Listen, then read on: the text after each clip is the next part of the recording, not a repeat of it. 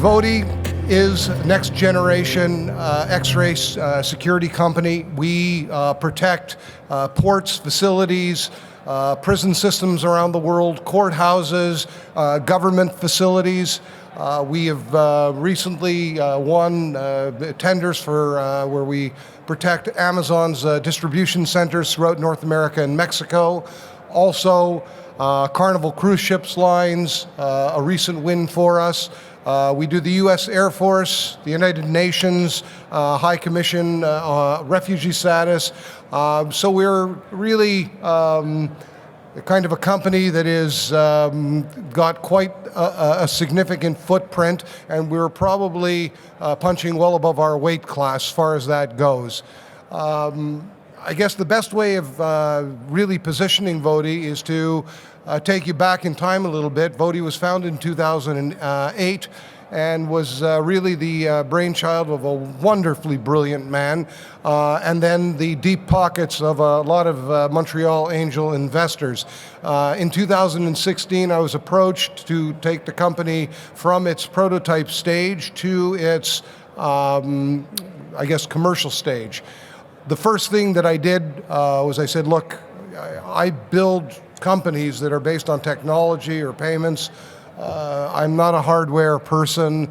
They had been in several other businesses. I've run several other companies that ended up going public, that ended up returning generous yields to investors. And a lot of the investors in VOTI had been investors in this, and they just asked me to please have a look at it. And so with the backdrop of the fact that I don't do hardware, I looked at this thing and I was quite amazed. It's a multi-billion-dollar a year industry, growing quite rapidly, between 6 and 7%. That's from the Department of Homeland Security. The conventional X-ray space is probably growing an awful lot faster than that. We see it, we feel it on a daily basis. When you look at the marketplace, it's somewhat comprised of an oligopoly. There are 5 or 6 very major players. And so the first thing that I did when I looked at the company was I said, why would I want to break my head and do something that I was going to have a tough time penetrating? Unless there was a significant differentiator. So when I dug in, I saw that the competitors, multi-billion-dollar companies, really were doing things the way they had done 20, 30, 40 years ago. Not much change, not much innovation, no real attention to technology and enhanced detection algorithms or the creation thereof. They're companies that really primarily are playing up the food chain. In the case of L3, they're a $30 billion defense contractor. And so the X-ray business is kind of a small also-ran. For Smith's Detection, they're a $7 billion market cap company. They are doing CT scan, medical imaging, etc. Once again, the conventional X-ray space is something that they happen is a byproduct of what their genesis was. So I looked at what VOTI had, and I looked at what the competitors did, and all the competitors seemed to do the detection in the same fashion. I looked at where we were, and I noted that we are able to generate a 3D perspective image, which in tandem with a very sophisticated software technology stack allows us to generate a very high resolution image. In this industry, one of the most important things that we can do is to make the X-ray operator more efficient, better able to do their job, better able to do threat detection. And with the VOTI image, it is a game-changing image. We actually succeed at doing that. Points in case.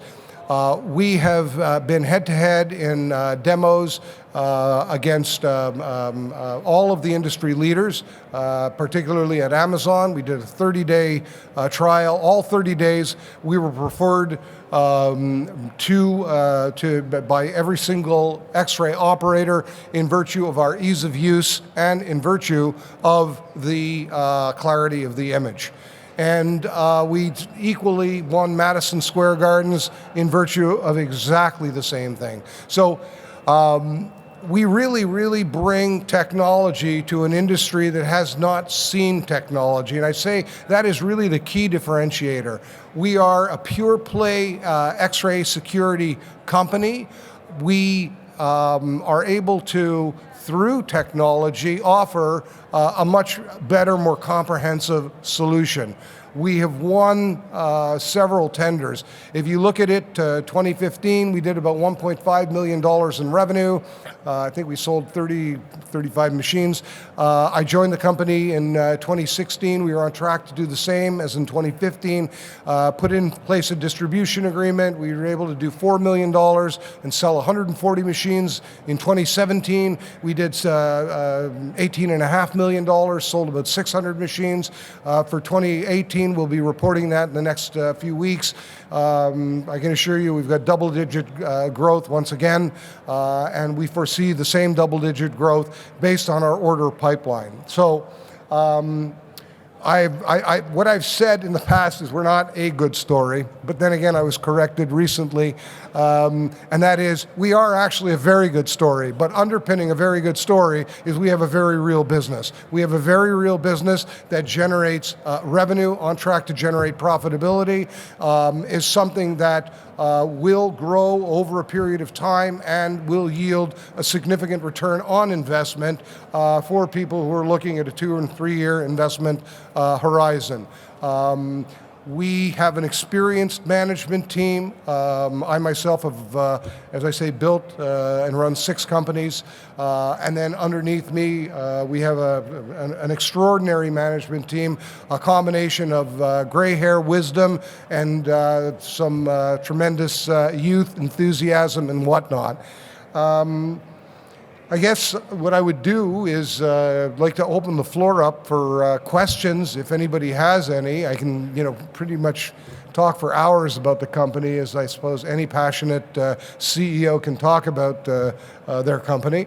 But does anybody on the floor have any specific questions? I've got about 2 minutes left, I think, of my time.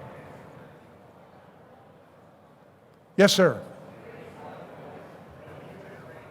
Yes. So the general construct of our industry is as follows.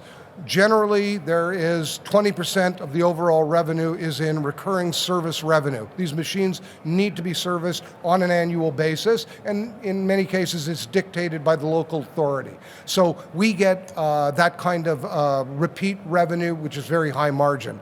In addition to this, we are working to develop a software analytics package, which we will be selling on a SaaS model, cloud-based SaaS model, so that the offering will be threefold in that it will give the fleet operator the basic understanding of the efficiency of their fleet and identify the 4 or 5 machines that they are operating suboptimally. The reason this is important in our industry is nobody knows that a machine is failing until it's failed.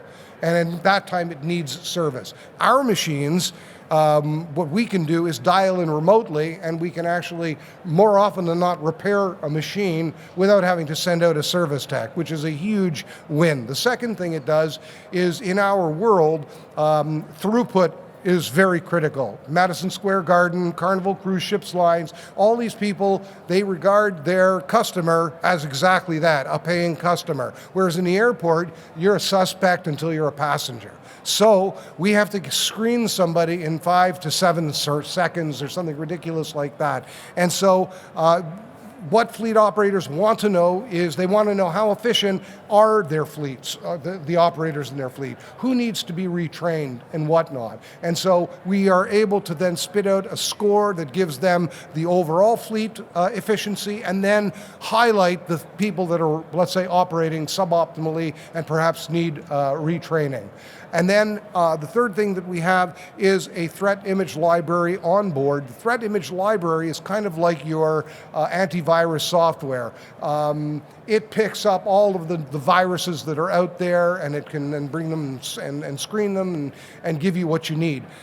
In our case, when a machine leaves the factory, the threat image library remains stagnant. There's no real way to update it, right?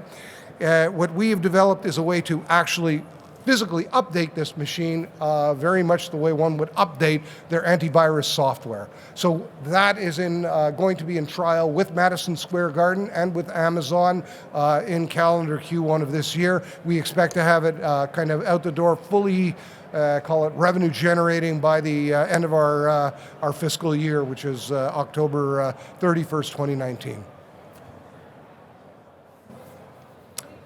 And by the way, just to give you then that sense is that we would expect then, that's very high margin revenue, we would expect that fully 35 to 40% of our revenue would be in a form of this high margin revenue over the next 24 to 36 months.